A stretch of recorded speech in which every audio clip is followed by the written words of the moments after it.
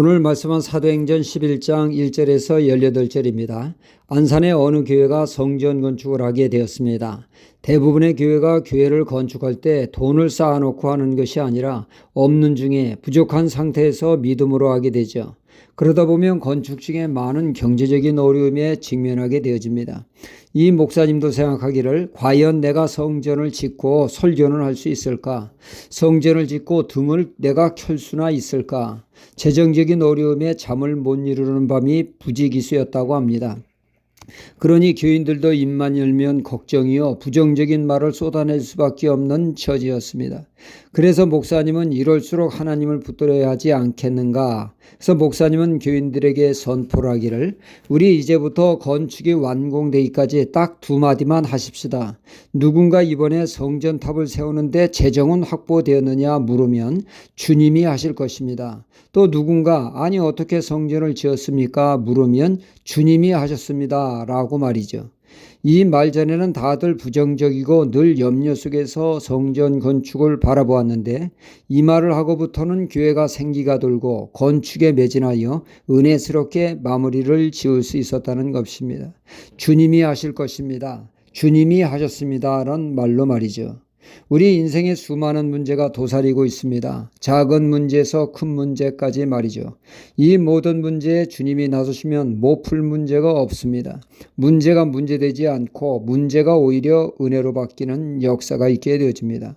오늘 말씀은 베드로 사도가 이방인 고넬료의 집에 가 그들과 친교를 하는 것을 문제 삼는 유대 그리스도인들에게 베드로 사도가 이에 답변함으로 대화를 통하여 원만하게 해결된 것을 기록하고 있습니다.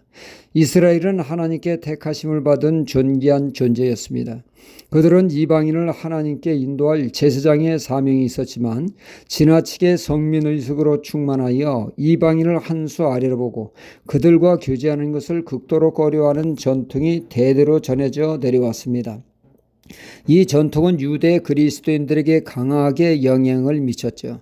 이런 분위기 속에 사도 베드로의 그 전통을 깨는 일에 그들은 발끈하게 되었고 강하게 비난하는 일이 벌어진 것입니다. 이에 베드로 사도는 그들에게 차분히 지난 일들을 설명하게 되죠. 자신이 기도할 때 환상이 열려 보게 되었는데 하늘에서 보자기가 내려오고 그 안에 그릇에는 부정한 것들이 들어있었고 음성이 들리기를 그거를 먹으라고 했다는 것입니다.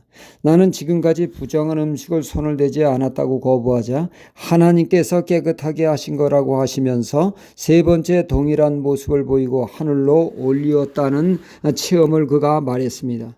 이 말의 뜻은 유대 그리스도인들은 그 부정한 음식에 이방인을 뜻하는 것을 알았기에 베드로는 구구절절 설명하지를 않았습니다.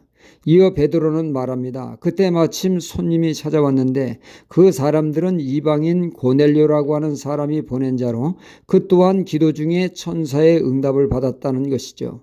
베드로를 모셔와 복음의 말씀을 들으라고 말입니다. 그래서 베드로를 고넬료 집으로 모시기 위하여 찾아왔다는 것이죠. 이때 어찌할 바를 몰라 난감할 때 성령께서 말씀하시기를 내가 보낸 자들이니 의심 말고 따라가라 하시기에 순종하여 고넬료의 집에 가 복음을 전했더니 그들도 우리와 동일하게 성령 받는 역사가 있어 그들에게 세례를 베풀어 이방인들도 예수님을 믿게 되었다고 하면서 사도 베드로의 결론은 하나님께서 이방인을 복음으로 구원하셨다는 것입니다. 내가 무엇인데 이를 맡겠느냐? 이방인에게 복음 전하는 것은 하나님께서 전적으로 역사한 것이다 라고 그는 말하게 됐습니다.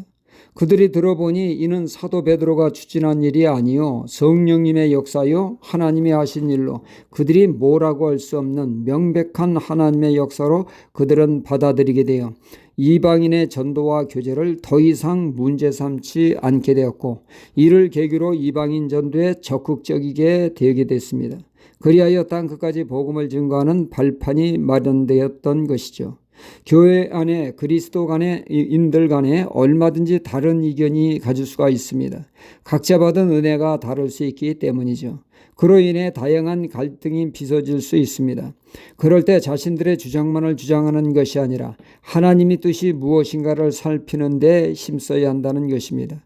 하나님의 뜻에 자신의 생각을 내려놓고 수용할 때 한 마음 한 뜻을 이루게 되어지죠.